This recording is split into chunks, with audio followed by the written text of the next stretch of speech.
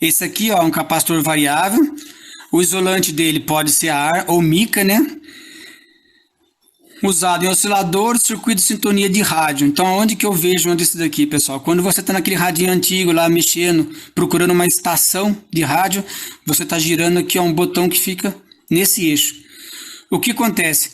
Quando você está variando as placas do capacitor, né? Quando varia-se as placas do capacitor, você varia a capacitância. Então, quando está procurando uma estação de rádio, você está mudando as capacitâncias e aí você vai regular as faixas, né, de portadoras da rádio que você está querendo. Então, usa-se aí um capacitor variável desse tipo aí. Nós temos o capacitor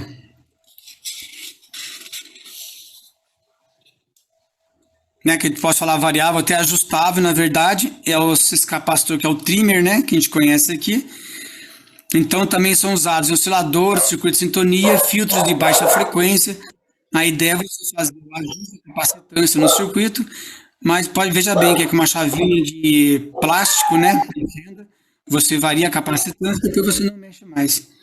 Então esse aqui você ajusta ele no circuito e você não mexe. Enquanto que o variável você pode estar procurando a estação do rádio a qualquer momento, você está variando a capacitância dele. O que muda, pessoal, daqueles esse aqui é o capacitor variável, o que muda ele com o capacitor fixo, né? Esse daqui, por exemplo, retornando a folha aqui. O capacitor fixo, a capacitância dele muda em função disso daqui, pessoal. Eu posso ter N placas do capacitor, né? Então vamos ver esse terminal de baixo aqui, ó. Eu tá ligado nessa placa, nessa outra placa e nessa outra placa.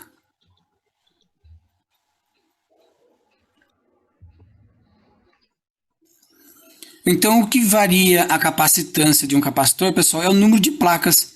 Então um capacitor cerâmico desse pode ter umas 3 placas dessa aqui dopada, mas coisa minúscula, né, espessura bem fina, e a área da capacitância, né, a área que é formada das placas e o número de placas que vai dar para você a capacitância, representar para a letra C, né, que nada mais é que a carga adquirida pelo capacitor em função da tensão aplicada, né, em suas placas, que são aqui nos condutores.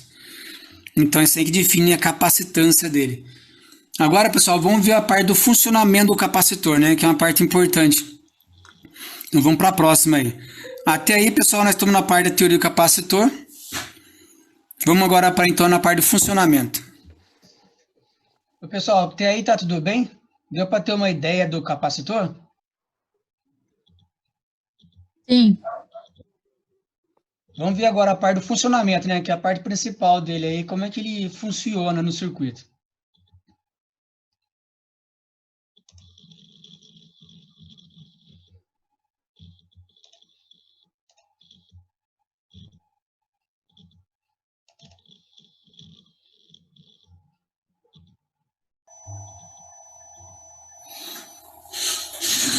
Olá, pessoal, tudo bem? Vamos dar continuidade então à parte do funcionamento do capacitor, né?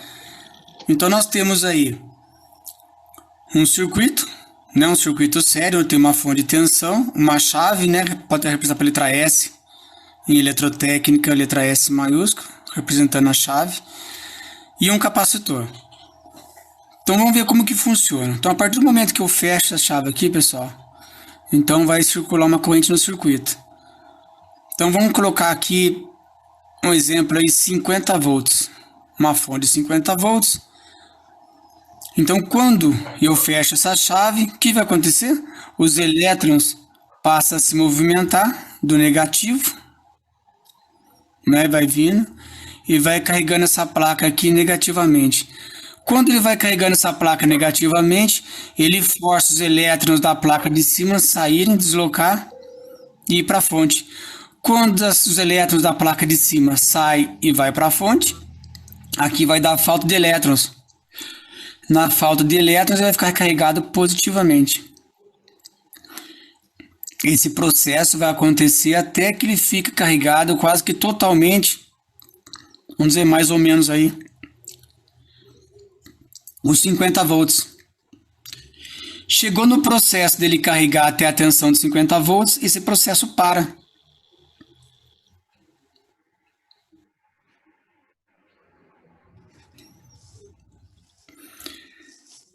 Aonde que a gente pode observar esse fenômeno que acontece aqui? Imagine você ter um rádio tocando uma música ali, de repente vai uma pessoa e puxa da tomada. A partir do momento que você puxou da tomada, o que aconteceu? Você não tinha mais energia no rádio, mas o rádio continuou tocando a música até um intervalo, até parar, foi diminuindo o som. Então esse intervalo que você desligou a tomada, ele continuou tocando um pouco a música, quem manteve o circuito foi o capacitor. Ele estava carregado, onde não tinha mais tensão, ele tentou manter o circuito. Aí ele que foi alimentar o circuito. Como você desconectou da tomada, o rádio foi tocando a música até parar. Então você vê que aquela função que acontece de ficar um pouquinho tocando é em função do capacitor. Ele armazenou a carga. Então o processo, quando você aplica uma tensão, ele vai carregando essas placas aqui, ele fica nesse processo até chegar aos 50 volts, ele para. Então você imagina que você, com um capacitor num circuito eletrônico, ele mantém um sistema em flutuação, então sempre energizado dentro das placas eletrônicas. Se há uma queda de energia, uma flutuação, o capacitor está alimentando o circuito. E quando tem tensão, ele alimenta o capacitor. Quando está em falta, o capacitor mantém o circuito. Então ele pode manter em flutuação o sistema eletrônico. Tá certo? Eu acho que o exemplo do rádio de desligar a tomada fica mais fácil de guardar esses valores aí. Esse processo que eu fiz aqui para um capacitor, vamos analisar se fosse para mais. Vamos pegar esse de baixo aqui, ó. Carga nos capacitores em paralelo. Então vou colocar 50 volts. Vamos ver o que acontece. Circuito fechado, aqui eu tenho capacitor C1, um capacitor C2, capacitor C3, pode ser N capacitores, né? Então o que acontece, pessoal? Todos os capacitores, né, os elétrons vão sair da fonte, vai chegar nesse nó aqui, vai vir uma parcela para cá, vai chegar aqui nesse outro nó, vai vir uma parcela para cá, e nesse outro nó aqui vai para o capacitor. Todos embaixo recebem os elétrons. Todos ocorre o processo de ser carregado negativamente, a falta de elétrons que é positivo vai sair e vai retornar para a fonte. Esse processo vai acontecer com cada um deles. Então todos recebem diretamente da fonte os elétrons, né? Para ficar fácil daqui para frente, eu vou chamar agora de carga. Então o que sai da fonte, pessoal, é carga total. Essa carga total, ela vem, quando chegou nesse nó, ela vai dividir. Uma parcela para cá, vou chamar de carga de C1. O restante vem para cá, quando chegar nesse nó, tem mais dois caminhos. Para cá, carga de C2, porque vai o capacitor C2, e o restante para cá vai ser a carga do capacitor C3. Então, a carga que estiver saindo da placa de cima, vai vir, vai somar com a carga de C2, né? Vai continuar, vai somar com a carga de C1 e volta para a fonte aqui a carga total. O mesmo valor da carga que saiu da fonte, dividiu pelos capacitores e depois saíram e retornaram para a fonte. Como que ele dividiu? Lembra da fórmula? A capacitância é a carga em função da tensão aplicada nos capacitores. Então, como que ele vai dividir? O que é a carga? A carga é o produto dos dois, ó, capacitor vezes tensão. Capacitor vezes a tensão. Então, qual vai ser a carga de C1, a carga de C2 e a carga de C3? Vai depender de quem? Do valor do capacitor. Por que o V? O V é 50 volts para todos, ó. Se observar 50 volts, todos estão recebendo 50 volts, né? A tensão está aplicada nos terminais de todos eles. Então a tensão aqui é a mesma. O que vai mudar é o valor do capacitor. Se o capacitor mudar, a carga muda. Se o capacitor, os três for valores iguais, então vai ser uma parcelinha da carga igual para cada um. Ou seja, eu pego a carga total, divido por 3, uma parcela para cada.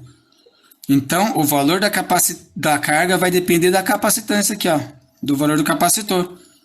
Se for valores iguais, todos vai dividir com valores iguais. Então isso aqui é um circuito paralelo, onde eu posso dizer que a carga total, né, que é a carga que sai da fonte, vai ser o quê?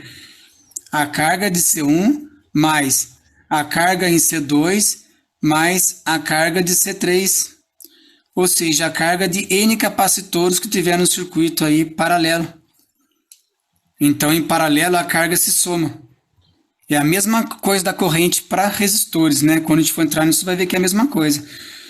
O V, a tensão, e a carga aqui seria a corrente se fosse resistor aqui no desenho, tá certo, pessoal? Então, circuito paralelo, a carga se divide, né? E vai somando em função do número que está se dividindo aí. Agora, e a tensão? Aproveitando falar da tensão dos capacitores em paralelo. Se eu apliquei os 50 volts aqui, ó, vou colocar a mesma tensão. Observa que os 50 volts já está em cima dos 3 capacitores, né? Aqui é o capacitor C1, C2, aqui é o capacitor C3, ou seja, aqui eu tenho uma tensão VC1, aqui eu tenho a tensão VC2, aqui eu tenho então VC3. Para paralelo eu posso falar que a tensão total, né, que é essa aqui, ó, V total, que é a da fonte, ela é igual à tensão de C1, é igual à tensão em C2, é igual à tensão em C3. Né? A tensão são valores iguais aí. Porém, o que divide é a carga, mas a tensão é a mesma. Agora, o que acontece na parte de carga de capacitores? Então, colocando aquele mesmo 50 volts aqui, os elétrons, né, vai sair do negativo da fonte, vai carregar essa placa aqui negativamente. O que acontece entre as placas é o campo elétrico, e o que acontece entre os capacitores em série, ocorre um processo de carga por indução, até que o último capacitor fique carregado positivamente, retornando para a fonte. Então, se observar essa fonte, ela enxerga como uma única carga no circuito série. Ou seja, ela não divide. Então, a carga total no circuito série vai ser, aqui é o C1, né?